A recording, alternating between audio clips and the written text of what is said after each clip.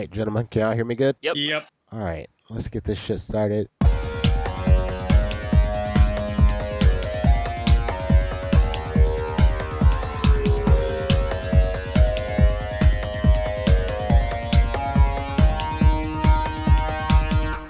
Hello, everyone, and welcome to the Unknown Emote episode 5. I am your host, Amir. I'm here with my co-host, Lawrence. Guess what day it is? Come on, Amir. Tell me what day it is. Come on. It's record day, episode 5. You're so lame. You do this every time. I don't know why we let him talk. I gotta be different. Gotta be different. And Doug. I'm really just hoping he edits himself out. I know it's not going to happen, but that's my dream, is that he just edits himself out. One day. One day it will happen. All of the things fall into place.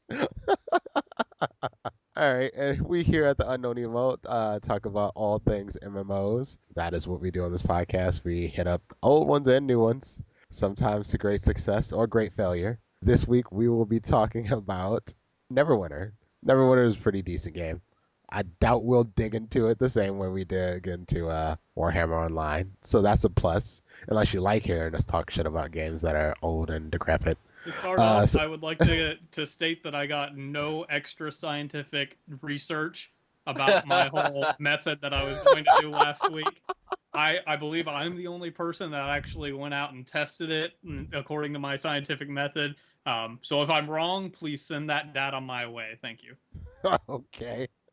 I'm sure the people are excited to hear about your data. I've got to compile it all and find out. I've got to finish up the testing, but I need a larger data pool. I bet you do. I don't want to hear anything about your data pool. God damn it. You keep that to yourself. So anywho, let's talk a little bit about Neverwinter. Doug? All right. Neverwinter is a free-to-play, action-based combat MMO, and it is set in the world of Dungeons and Dragons, which kind of sounds fun. It's also roughly based off of a series of books by R.A. Salvatore, who I'm familiar with through the Star Wars universe. He is actually a very well-known sci-fi fictional writer. Dungeons and Dragons, bro. He writes all about Drizzt. Yeah, he writes about all sorts of things. He's done Star Wars, which is my little area of the world, and I actually really liked his books. The developers of the game are Forsaken World. They are responsible for Star Trek Online, Raider Z, Champions Online, and the Torchlight series. Although it was released in North America officially on June of 2013, they did have an open beta where you could actually play it and level up and not have to have your character reset when the game launched. So it did launch a little early for those who were able to get beta keys. It's had me. Yeah, like Amir. Yeah. It did have two expansions. One was the Cavern of Gauntlegrim in June of 2013. And just recently, on the 22nd of August of this year, there was Fury of the Feywild, which just got released. So, let's get into the initial thoughts. What did you think of the game, Amir, since you played it back in the day? Actually, I thought it was pretty well polished for a beta. The dungeons and things of that nature were very well done. I felt that my class did not feel like crazy imbalanced. Obviously, like all games, I play a thief. I enjoy stabbing things with daggers. The combat was actually really well done, and I didn't really get really annoyed with it. Usually when you run into a new game, especially in beta testing, sometimes things feel off. I didn't really run into that in the game, and it was a little boons and stuff like that I had to mount, things of that nature. The auction house didn't seem too crazy imbalanced for things of that nature. And the crafting, I didn't really get into the crafting. Mostly all I did in the game was dungeon. Outside of that, there are player created like scenarios that you can do in this game, which I thought was probably the most appealing thing about this game. One of my friends actually made a player created dungeon with story content that was about a fellow Madcaster in my community named Cindy Luhu, and it was about the Grinch making sure that she got taken down. It was pretty fun. So yeah, that was probably one of my favorite things about playing the game. Initial impressions are dungeons were well done, lots of fun, even with just a single person going into them, and I really like player created content. And I'll talk more about it after that, but I'll let Lawrence take it from here. I was in the boat with Amir where I played beta. It was really cool. I was very kind of psyched for it. It was very action-y. It felt a lot like Diablo for me. The action base, the way that it was, the way that it ramped up, I played to about level 40 on a wizard, and there was never a point in time where I felt it was too much for me. I remember playing a priest in World of Warcraft and just being getting overwhelmed, like, this is terrible. Once I get out of the starter, it's terrible. Where I didn't really feel that way in Neverwinter. I could jump in, I could jump out. It was one of those games where I definitely felt you could spend 20 minutes and feel like you accomplished something. And I was definitely with Amir, with the player created content and the Foundry. I thought that was the most awesome thing out of a game, that people would go through and the community would vote on it and stuff like that. So I was pretty much thoroughly liked it, and I definitely thought it was polished at least. What about you, Doug? Well, my initial thoughts came just from playing it to record this show. When I logged on, I was kind of surprised to see that the graphics were up to date, especially after our experience from last week. It looked very polished. I started playing around. I actually streamed from the start, or from the beginning of when I started playing. Kind of got into it a little bit with little sparklies across the ground lead you along the way. I thought that was mildly entertaining at first, and then it just became brain-numbingly easy to just follow sparkles wherever I needed to go. The combat system, like Amir said, was spot on. I was very surprised when I first started shooting out little missiles to everyone. And even though I was spamming the button, it felt like I was doing something different because the animation had 3 different animations and they kind of tied in with one another. It was a very surprisingly good game, really and truly. I didn't get too much into it because I didn't have much time to play it, but I'm pleasantly surprised. So, Amir, let's get into your full thoughts on what did you like about it. My favorite thing, obviously, I don't know if I've mentioned it enough, was the combat in the game. Every time that I was leveling up, I felt like I was getting more powerful. So as I was going through, the dungeons, through the story that you had to go through, I never felt like I was underpowered through them. It did feel kind of mind-numbingly easy as far as following directions of things of what you're supposed to do because of the little sparkle path. But I mean, outside of that, like, I felt like unless I did something stupid in combat, which happens on occasion, you run into like 20 things and you run into issues, but I was apt and capable of doing things. And then when I ran into dungeons with other people, I felt I had my role. My role was to do as much damage in as short as possible time as I could, and I was doing that. And it felt like the trickster rogue, I call thief, you're very capable of doing that. And then I like I don't know what to call them, the ultimate abilities that you get. The dailies. Yeah, the daily is what I believe they're ability. called. Those things are awesome, dude. Like, when I popped one of those and I like shoot daggers all everywhere and explode things, I was like, all right, I feel kind of like a badass right now. So that was probably my favorite thing. Outside of that is player created content, easily. That could keep this game going for a really long time if nothing else does. Just the ability to have players keep creating content for the game for other players to play with. And to be honest with you, there's some really good stuff. Some people are really good at writing out stories and creating a world that you can actually step into and actually kind of get. So I think as far as that goes, this could be one of those free-to-play games.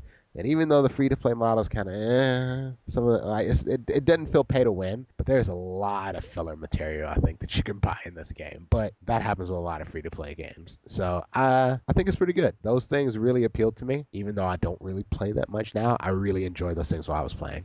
What about you, Doug? Really and truly, for me, I kind of liked everything about it, honestly. I did touch on how it kind of got mind-numbingly boring with just following the little sparkles. But the combat system was great. I was incredibly surprised with that. It did take a little bit of getting used to with the button layout. The button layout is kind of unique as compared to some of the other MMOs, to where you have some of your spells are left and right click, some of your spells are Q and E, and some of your spells are 1 and 2. So it did take me a little bit of time to get used to that, but once I got used to that, the flow of everything kind of went well together. The dungeons, you touched on that a little bit. I jumped in my first dungeon solo by myself, which is what solo means, and kind of went through it all. And I thought it was difficult, but I didn't think it was anything overwhelming. It's not something that I had to sit and wait and heal. I could just keep going through and get through it, even though it was challenging. And then Lawrence logged on, and we did some dungeons, but the two of us, and the difficulty did step up, and I thought that was kind of neat. They instance everything together to where you can do it solo or you can do it as a group, and doing it as a group isn't just blow through it all kind of deal. I didn't get into any of the player created content, unfortunately. So I sad. didn't spend enough time with that. I know. But the questing, I'll get into that with my dislikes. If I did dislike anything about the game, it was kind of the flow of the quest. How about you, Lawrence? I would say I definitely, like this game overall, just from the beginning. I've really kind of liked how everything has kind of come to fruition from the very beginning. I know that the Forsaken World did Star Trek, and that kind of fell flat on its face, where I kind of really do feel that because of the D&D and because of the player-created content in this game, it is a lot better than other games that they've done before. I would definitely say the player created content is my favorite thing. Going through and the way that they actually incorporate that into kind of a daily. So when you get high enough in the game, it becomes a daily that you need to go Yep. do one of the player created content quests. And it's really, really neat. You go through and you can complete them so many times throughout the day, and you get, consistent loot that's with your class or with your level. And it's really, really neat to go through, and these people that take all this time to put in. I did something that was really, really similar to the Headless Horseman. It was really, really neat to go through, and they sit there and they put all this time into the story, and you go through and you can rate it, and then the community can go through and say, hey, these are the top 5 we really, really like, and these are the top 5 you should stay the hell away from. The player created content was my favorite piece. The dungeons good. I kind of like that. Just the whole game as a whole, I've kind of liked, and the fact that the game's only been out, 3 close to 4 months, and they've already released 2 big content patches, I thought was pretty cool. As we go on to what we disliked about the game, what did you dislike, Doug? There's 2. Like I said, I didn't really hate the game. I liked it quite a bit, but the 2 things that I can think of that really stood out are the questing and the quest flow, and a general thing, which I'll talk about it after the questing. To me, going around with the way that the quest flow is, you go to these different zones and you load into the zones, and then you have basically that is your quest hub. However, I noticed once I got into the second zone, I actually thought I was following the flow of the quests, and then when I got to the end of it, I looked at my quest log and it was go turn this one thing back in. So I kind of got misled by the little sparkles on the ground, because it gets mind-numbingly boring. After a while, you see sparkles, you follow the little trail of sparkles. If something's in your way, you kill it, and you just keep following the sparkles. So The sparkles I ended are up a lie. the sparkles are a lie. So I ended up following the sparkles and doing what I thought needed to be done. Then I ended up going right back to the very beginning of the area, turning in a quest, and that opened up a whole second line of quest chains to go back into the areas that I had already thought I had finished. So the flow of the game is kind of hit and miss. That's kind of my one big dislike. And the other big dislike, and you'll probably hear me bring this up to any game that ever has this, is discovering items. That, to me, the fact that you find something and it's unknown what it is, and you have to open a scroll to open the item, you got the item no matter what. I mean, the fact that you have to unlock the item is just, to me, the dumbest thing MMOs can have. I don't know why you would need an item to open an item. It's not like you didn't win the roll and the item is not sitting in your bag. I just don't understand the concept of that. That, to me, it could be the WoW background in me, where loot drops, you know what it is, you know if you want it, you know if you want to pass on it, you know if you want to throw it away immediately. I don't want to have to waste a scroll of discovery or whatever to find out that I have a trash item that I'm going to end up throwing away. Then if I run out of scrolls of discoveries throwing out trash items, now I don't have a scroll of discovery to put on an item that's potentially wearable. To me, that's just dumb. But that's not necessarily a Neverwinter thing. That's just a general MMO thing that I see all the time, and I'll end up ranting about it again later on in another game when it does it. What do you think, Amir? The questing. It was extremely boring to me. There's a reason I stopped playing the game. It's because I would quest and then I would feel like a zombie just pressing buttons. Like, the only things I really liked were quests that took me into dungeons or doing player created content. Outside of that, yeah, I just got kind of tired of it. And I can see where you can get just like dragged off following those sparkles, because I did the same thing. I took a bunch of quests and then I found out I was only doing side quests. I wasn't doing any really things story related. Hell, I repeated some quests sometimes where I wasn't really paying attention. It was kind of like that. I got really, really bored really quick with that. And when I didn't have friends to play with while doing that, because it's easier to do mindless shit like that when you have people doing it with you. Oh yeah, when I you didn't have can any, shoot the shit and talk over everything. right. Yeah. So when I was doing it by myself, I was like, why am I doing this? I could think of like 30 things more fun doing this, like fapping or like licking my monitor. I don't know. There were things that seemed more exciting. Licking your to me. monitor? Really? Yeah, licking my monitor. I don't know. And to like tie onto that, I can fully agree with what you said, because I was going through the starting area and everything by myself. Like I said, I did the first dungeon, and Larry got on. We started duoing, started going in through different zones and everything. And about 45 minutes after he logged off, the game was, to me, unbearable almost. It was fun. Still was fun. It had all the little trappings that I like in MMOs. Yeah. But something about it, just after he left, Didn't catch, it right? was a different game. Yeah. So like it was fun while I had other people to play with. While I was constantly doing stuff with other people, requesting, I didn't really care what we were doing per se. It was just that stuff was getting done. Once I was doing it by myself, I got extremely bored, and I couldn't stick with it. And so when a lot of the friends that I had playing stopped, I stopped too because I didn't really have any need to play at that point. So I don't know. That was probably my big thing about it, and I agree with you to a certain extent. The identifying item things is really, really bothersome. It's not a huge deal to me, but I could see how that gets annoying because I think it's a little tired now. I guess it works for games like Diablo, and even then I'm like, meh. Even when I played Diablo, I thought it was the I'll dumbest put it thing like in the this. world. The problem I have with it is it breaks the pace of the game. Because if you need to upgrade a piece of gear and you're like, man, I really need a chest right now, and I just grab this chest and it's blue, but it's unidentified, and it might be better than the chest I have. Do I want to go back to town and, get a scroll or something to identify this, or do I want to keep questing and, get this next level? When I have to go through that dilemma, I want to break the game. I don't know. What about you, Lawrence? What did you dislike about Neverwinter? I would say the scroll thing, the identifying, that wasn't a big deal to me. I mean, I played far enough into the game where I didn't have that problem because I had so many scrolls. The thing that I disliked about the game was the class imbalance. I mean, I played a control wizard up to 40 in the game and max level 60, but still I played it through a large majority of the game, and I hated in dungeons being out DPS by clerics or trickster rogue, not DPS by sword masters. I was like, I'm a mage. I'm supposed to be able to nuke the crap out of stuff, and yet at the end of the dungeon, it gives you a summary of who's top and who's the bottom, and I was always at the bottom. It didn't matter how I mixed it, how I matched it, whatever I did, it didn't matter. I was still at the bottom. Just because you ain't baller enough, Yeah, I know, Lawrence. I know. You be more And baller. then I re-rolled a cleric, and the cleric, it was like I could blow through everything, no problem. But I remember reading the cleric, when they first released the game, technically, you didn't actually need a tank or a guardian because the cleric was so overpowered that the cleric could just roll through. So you could actually have a cleric, a control wizard, and then 2 rogue, a sword master, and you just blow through all the content. You didn't even need a tank. So that was probably my biggest complaint with the game. The mind-numbing questing and stuff like that, to me, that's almost in every MMO, so that wasn't something that I looked at. I was like, okay. See, but I don't agree with that. As somebody who enjoys the questing of MMOs, like I've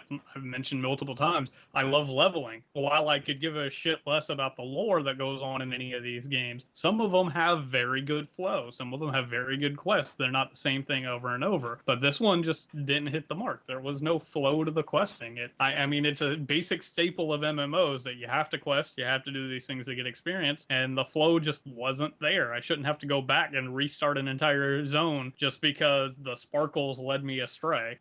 To me, that wasn't a big deal. The content imbalance was the biggest issue for me, just because when I would go into a dungeon, it made me feel underpowered because there were so many other characters that were better than I was, and I felt like I should be able to just go in and just blow the crap out of stuff. No, I definitely feel you. It was just playing Diablo and playing Torchlight, playing all the other games that were very, very similar, kind of hack and slashy, which this game very much felt like to me. I liked, the zones were always different. I never spent too much time in one zone. It wasn't like I remember in Stranglethorn Vale that I spent 3.5 days in Stranglethorn Vale. Yes, going, STV was the bane of everyone's existence ever. but at the Even same when time, they broke STV into 2 separate zones, it was still the bane of everyone's existence. Yep. Yeah, I never really had that moment. Don't get me wrong. I played the 40 plus hours before I played with Doug, or I still haven't played with Amir. So there was never a point where I was like, oh yeah, I I've really played like with playing Amir. with somebody. Oh, really? Oh yeah. To me, the character and imbalance was just too great for me. As we're going over, let's head to our overall impressions. What were your overall impressions, Amir? I suppose if I didn't have other games to play, I would play this, no question about it. Compared to some other MMOs out here, this is actually a really polished game. So I have no real major complaints as how the game's done outside of the questing being boring to me. And that's really subjective kind of thing. Like if somebody's looking for an MMO to play, I would be hard pressed to tell them don't play Neverwinter. You know what I mean? It's not like Warhammer. We're this- like, no, please don't. No, it's like that'll ruin your MMO experience forever. Like, no, I was about to make a terrible joke and I'm not gonna do that. Oh, do it. You have It's to just now. bad. I can't because it's borderline. This is a game. If you're looking to play an MMO, you want to play something free. You like something action-based combat. I think this is actually a really good game to play. The graphics are well done. The free-to-play model is not broken to the point of making the game unplayable or anything like that. And there's a lot of different classes in the game, as well as different character types. So I mean, you got half elves, high elves, tieflings, elves, halflings, humans, half orcs, drow, and dwarves. All those are playable. All of them have their little pluses and minuses to their racials and things of that nature. And I think that's really good because you can feel like you have at least a unique looking character in the game with the different dyes and things of that nature. And it's actually a pretty fun game. The dungeons are actually fun. If you have somebody else to play with, this game is actually a whole hell of a lot of fun. If not, But if you're looking for MMO to play, I'd be hard pressed to tell you don't play Neverwinter. How about you, Doug? I kind of agree with everything you said. You've already heard about my questing issues, but you take that aside, and like you said, the game is polished. The combat is fun. It's not overwhelming. You see a group of 5 guys, you pull one of them, and you're like, oh shit, I'm gonna die with all my experience from World of Warcraft. You pull 5 people, chances are you're gonna die. This game, it's difficult. You have to manage your targets and everything, but it's still doable.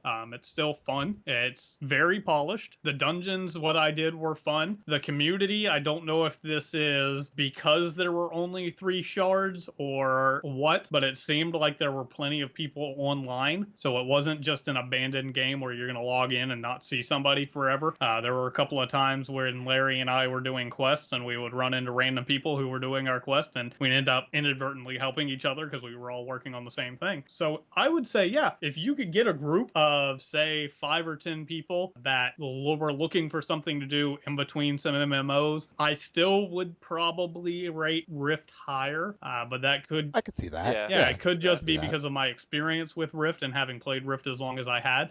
But if Rift was for some reason not an option, or you'd already played Rift and you didn't like it, wanted to try something new, I would definitely try Neverwinter. I don't see myself, with the time constraints that I have with the podcast and playing all the other games, trying to go back and fit it in like I am going to try to do with Rift. But I definitely would not be opposed to revisiting this game in the future, trying it out again. I mean, I'd play a different character. I'd see what's going on with it. I'd see what changes they make 6-7 months down the road. I wouldn't be opposed to that at all. What about you, Larry? My overall impressions are very similar to the two of yours, that I really enjoyed the game for what it was, went into it and said, okay, it's free to play, and my outlook on free to play games was a little bit different than pay to play games. It felt very much like Diablo or Torchlight to me, so I really did enjoy it. I would say if you're looking for something to kind of break up the normal pace of what you're doing, this is definitely something to check out, because the pay to play model doesn't really come into effect till much later in the game if you let it. So you're not having to go through and actually throw down money or feel like you're kind of constrained like you do with, say, Star Wars The Old Republic or some of the other games that are out there where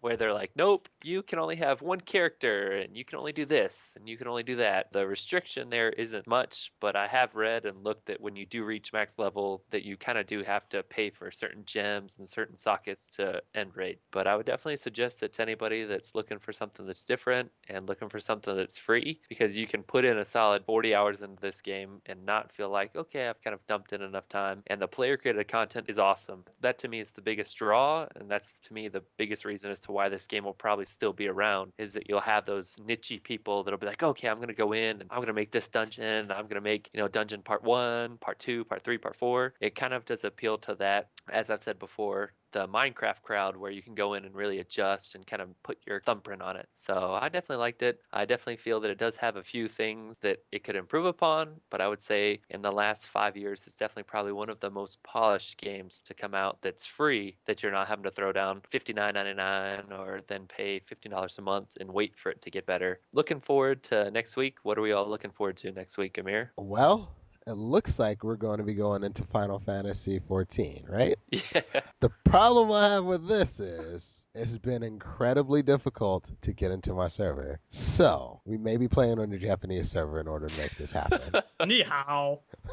God damn it. I will be doing that to everyone if we end up playing And now on a Japanese all of server. our Japanese listeners are now officially offended. All Yeah. one of them. Yeah. I'm sorry, I'm your stereotypical white man from the South, so it's Oh, probably going to okay. come off as anything when I'm just having fun. So Uh, Yeah. All right. So Final Fantasy is gonna be in the near future. So far, when I've been able to play, it's been pretty good. So hopefully, I have more positive things to say outside of the horrendous issues they've had with servers so far, because I've been pretty angry at this game. I don't know why I paid to pre-order it, even after I bought the game originally when it first came out, and I could not recover my account, which pissed me off to no end. But I got over that. It was only $30. But the server issues have been more of an issue to me than anything else. I'm looking forward to installing the game. I can I know, probably we do have a that disc. tonight. That's exciting. Yeah, this I is do have a Doug's, disc. Doug's first Final Fantasy game ever. Breaking my Final You're Fantasy so carry. lame. No Final Fantasy games. No Elder Scrolls games. I don't know what cave you live in. As I told Larry when he made the post about this being my first Final Fantasy game on our Facebook page at facebook.com/UnknownEmote. Well done. Well done. You're going to clap for that one. Well done, exactly. When he made that post on there, I told him, when I was growing up, RPGs were not my thing. I played a shit ton of Madden. I played a shit ton of, well, I guess Legend of Zelda would be an RPG. I played a shit ton of Legend of Zelda. But if it wasn't Legend of Zelda and it wasn't Super Mario's RPG, Legend of the Seven Stars, chances are I didn't fucking touch it if it was an RPG. I played oh man, did I play the hell out of Harvest Moon. Those were the kind of things that when I was growing up, I played. So RPGs never really brought me in. So that's kind of why I skipped over all the Final Fantasies. It was an RPG, and just by nature, I wasn't interested in RPGs. I'm so sorry for you. I'm so sorry. I feel sorry for you if you haven't dumped hundreds of hours into fucking Harvest Moon and trying to get the one fucking chick that you want to like. You don't even know. I've done plenty of hours. Okay. Plenty of hours in Harvest Moon. Until you have spent at least 3 months trying to get one chick in Harvest Moon to like you, the one that you want to like you. Yeah. What was it? Yeah. Game Boy Advance. Oh yeah, Game Boy Advance Harvest Moon. I dumped hundreds of hours in there, but I got that moon goddess. She was about that life. Yep. Goddess was about that life. All right, so with that. Oh, fine. We're gonna skip over me. That's cool. Oh yeah, that's we don't cool. really care. Now go ahead. I was just gonna jump right into what outside of gaming I was looking forward to, which is college football tomorrow. I'm Madden, and no, I don't know if I feel about college football, but Madden I'm definitely gonna pick up. It probably won't be the next week. I'm talking about like actual college. Oh, actual college football. Fuck yeah! Actual college football starts tomorrow at 6 My p.m. team went undefeated last year. Oh, I am gosh. pumped for this season. Oh my goodness. Pumped. I don't care what they say about Urban Meyer. Anywho, Lawrence, go before we get off track. Go.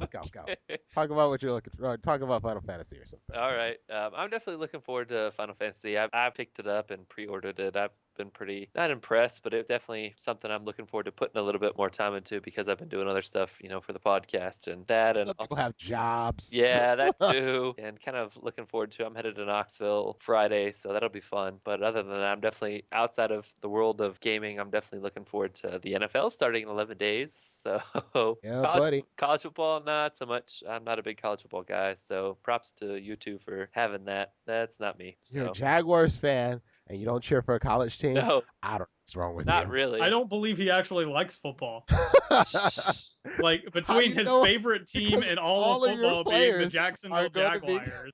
College football players soon just come to the NFL because your team sucks. And that's coming from a Browns fan. Screw the NFL for sticking up Joe Flacco's pictures all over Denver. Oh my god. I know I don't live there, and this is the dumbest possible thing for anybody to be upset about. But it is hilarious that everybody is so upset about Joe Flacco's pictures being up in Denver. So I'm going to join the pile and say, screw you, NFL. How dare you do that to my Broncos? It's kind of funny, actually. I'm looking forward to playing Madden. That's what I'm looking forward to. I probably won't pick that up because it's going to be like every other Madden. I've already got Madden 2011 or something like that, and Madden's never changed, so it's going to be the same damn game. Yeah, I'll wait for it to come out on like Xbox One or something before I pick it up. Speaking of, did you see the interesting information that Amazon was going to allow trade-ups if you buy the game on your 360 or your PS3? If you want to upgrade, you can send back the game and pay them $10, and they'll send you the next copy for when the 1 and the 4 come out. That's actually kind of cool. Yep. This is why I don't mind buying Madden. Okay. All right. Also, League Championship Series this weekend. If you happen to be a fan of esports, or if you even want to find out what esports is about, or League of Legends is about, definitely recommend going onto twitch.com/riotgames and watching the North American playoffs live from PAX. I guarantee you, if you have a soul and you find anything interesting, this game will actually draw you in a lot harder than you would think it would. Even if you've never played it and don't think esports is a real thing, give it a try, watch how exciting it is, and I guarantee you you'll start watching it on a regular basis. It's pretty exciting to watch. It really is. All right. With that, I think we're ready to close out. Yep. Lawrence, tell people where they can find us. You can all find us at UnknownEmote Facebook or UnknownEmote on YouTube. So, Yay. woo! You can follow us on Twitter. You can follow Doug at the Jawa. You can follow myself at Lawboyd, or you can follow Amir at Madcast_/Prince. _/. Prince, whatever. I'm sorry, Amir has to have the one obscure Twitter. How is that obscure? Because you have to add in all of the other, alphabet things that aren't part of the alphabet. Oh my God. I'm sorry you're easily confused. Yes, I am. And also to all of those who like to watch somebody flounder around at games they're probably not good at, if you want to suggest a game for me to stream on my stream at Twitch, let me know, and I will, as long as it's free, or I probably already have it on Steam, I will stream it for your entertainment and amusement, and probably suck balls at it, which will make it even more amusing. Troll the hell out of them. Yes. Troll the hell out of me. Give me something to do. All right. So with that, I think we're closing out tonight. You already know where to find us. This is the Unknown Emote, episode 5. See you next week, folks. Good night. Later.